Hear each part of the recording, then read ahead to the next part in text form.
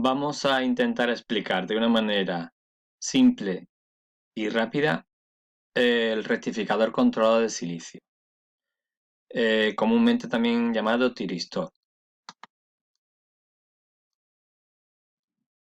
Su símbolo es el que aparece en la figura, tiene la misma forma que un diodo semiconductor, pero en este caso, además de tener dos terminales, ánodo y cátodo, va a tener un tercer terminal que, como vemos, se llama gatillo o puerta. Por tanto, su funcionamiento será, como vamos a ver, similar al de un diodo, pero vamos a controlar su estado de conducción o bloqueo a partir de la aplicación de un impulso en el terminal de gatillo. La estructura interna es la que podemos ver aquí a la derecha. Está basado en el diodo de 4 capas, de tal manera que tenemos 4 zonas. Sería PN, PN, la parte P corresponde al ánodo, la parte N corresponde al cátodo, y en esta zona central, que es de tipo P, ponemos una metalización para conectar el terminal de puerta o terminal de gatillo. Como decíamos, es comúnmente conocido como tiristor, puesto que entra dentro de la familia de los tiristores, un componente de potencia. Algo muy importante, funciona en modo conmutación, es decir, o conduce o no conduce. Es un dispositivo electrónico ideal para sustituir a elementos electromagnéticos como el relé.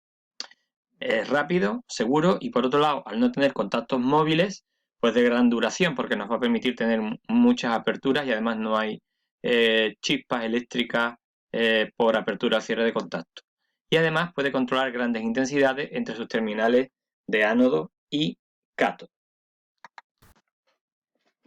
En esta posición, en esta distribución, vemos que cuando polarizamos directamente aplicamos un potencial positivo al ánodo. La resistencia esta nos limitará la corriente para que no se destruya el componente, y el negativo al cátodo. Si nos olvidamos en principio de esta parte de control, que sería la tensión entre gatillo y cátodo y la intensidad de gatillo, es decir, si hacemos que la intensidad de gatillo sea cero, no aplicamos ninguna intensidad en esta zona, lo que sí vamos a comprobar es que esta unión PN está bien polarizada porque tenemos el potencial más positivo del circuito a la parte P, por lo tanto aquí no funciona como un interruptor cerrado y ahí puede haber circulación de corriente, y esta unión NP pues también tiene su parte N al potencial más negativo, en este caso sería masa, y por lo tanto va a estar polarizada directamente. Es decir, vamos a tener solamente una zona de barrera polarizada inversamente, que sería la zona central. En principio esto va a impedir el paso de corriente. Lo que ocurre es que si aplicamos una tensión entre ánodo y cátodo progresivamente creciente, podemos comprobar que en principio el tiristor no conduce, a no ser que lleguemos a la tensión VD, que es la tensión de disparo en polarización directa.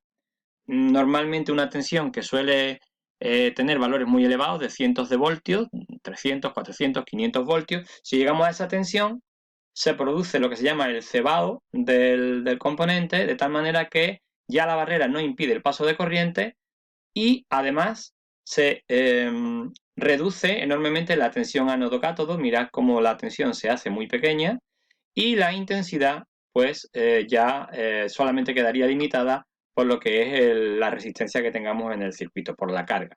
Es decir, esta sería la zona de conducción. Una vez que el tiristor está conduciendo, si queremos bloquearlo, la única forma es hacer que la intensidad baje por debajo de este valor I sub H que llamamos intensidad de mantenimiento. O hacer la intensidad cero o, como digo, al menos que la intensidad que atraviesa el componente sea menor que la de mantenimiento. Ahora bien, este modo de disparo no es muy adecuado. No debemos hacer que el tiristor se dispare por tensión de ruptura directa. Para ello, ¿qué es lo que hacemos? Podemos comprobar en las curvas características que si aplicamos un impulso de intensidad de gatillo de manera que disminuyamos de alguna forma la anchura de esta barrera, vemos que si aplicamos una intensidad de gatillo superior a 0, ya no nos hace falta esta tensión de disparo, sino que tenemos una tensión sensiblemente menor. De la misma forma, si lo hacemos para intensidades de gatillo progresivamente crecientes, vemos que la tensión de disparo en polarización directa cada vez es más pequeña. En resumen, El tiristor será un componente que vamos a hacer que entre en conducción le vamos a aplicar una tensión entre ánodo y cátodo fija, pero evidentemente mucho más pequeña de esos cientos de voltios que hemos hablado, y lo que hacemos es aplicar un impulso de disparo, es decir, introducir una intensidad en el circuito GK o puerta cátodo de manera que provoquemos el disparo por impulso de gatillo.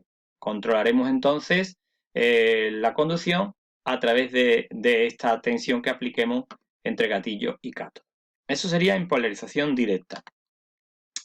Si vamos a la polarización inversa, aquí ahora vemos que hemos cambiado la polaridad de la fuente y en estas circunstancias, lógicamente, el negativo va a la parte P, con lo cual esta unión está polarizada inversamente y el positivo a la parte N, con lo cual tenemos también esta otra unión polarizada inversamente. En estas circunstancias, aunque apliquemos impulsos de disparo de gatillo y pudiéramos reducir de alguna forma esta barrera, esta de aquí en ningún caso vamos a poder reducirla, con lo cual el tiristor no va a conducir nunca en polarización inversa, a no ser que aumentemos tanto la tensión, estaríamos hablando de nuevo de muchos cientos de voltios o incluso miles de voltios. Si llegamos a la zona de tensión de ruptura inversa, aquí va a ocurrir como en cualquier elemento semiconductor tipo diodo, es decir, se producirá la avalancha y ahí ya el elemento se destruye. Por lo tanto, hay que tener mucho cuidado de no llegar a esta zona de tensión de ruptura inversa. Por lo tanto, en polarización directa sí vamos a llegar a zona de conducción relativamente fácil aplicando un impulso de disparo, pero en polarización inversa no vamos a conducir. Resumiendo, es un elemento unidireccional y solo tiene un modo de disparo, es decir, el ánodo tiene que ser siempre positivo con respecto al cátodo y además el impulso de disparo tiene que ser positivo y entre el gatillo y el cátodo. Como hemos dicho, para que pase de corta conducción debe aplicarse un impulso de disparo y lo que hemos visto en la gráfica, cuanto mayor es la intensidad de gatillo, menor es la tensión necesaria entre ánodo y cátodo.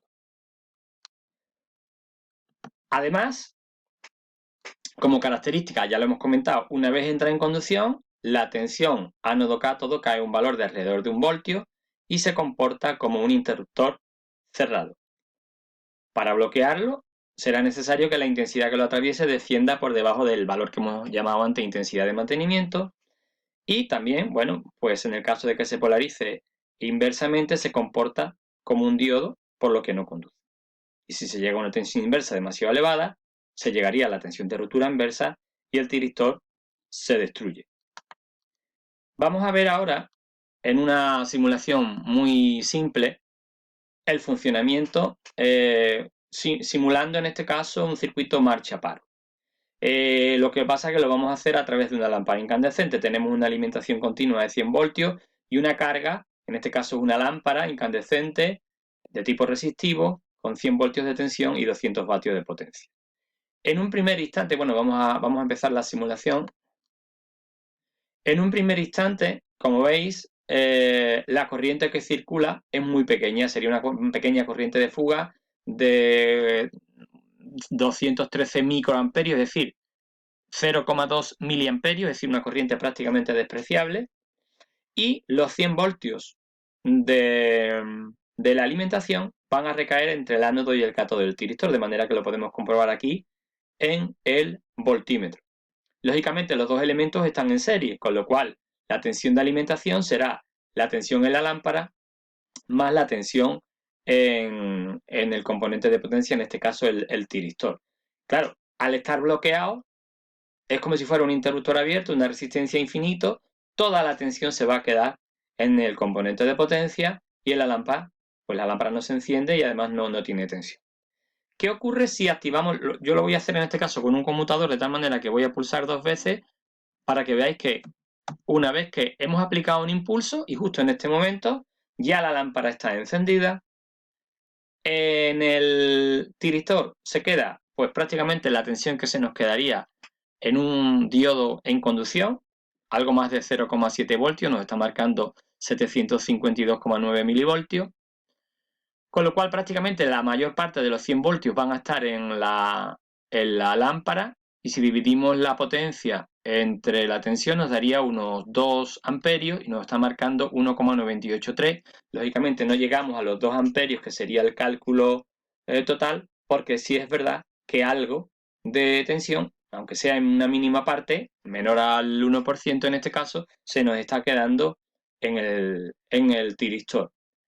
Nosotros lo que vamos a hacer es, no vamos a quitar la tensión al circuito, pero sí vamos a bloquearlo. ¿Cómo lo vamos a hacer? Lo vamos a bloquear haciendo que mediante este conmutador voy a cortar la corriente durante un momento y después la voy a activar. En el momento que, aunque vuelva a conectarla, observa que la lámpara no se enciende. Y de hecho, la tensión en el tiristor ha vuelto a su valor de 100 voltios y la corriente pues a un valor residual muy pequeño de fuga de unos 0,2 miliamperios aproximadamente. Para volver a activar el tiristor, lógicamente necesitaríamos aplicar un nuevo impulso. Por lo tanto, aquí tenemos lo que sería la activación de la carga y aquí la desactivación.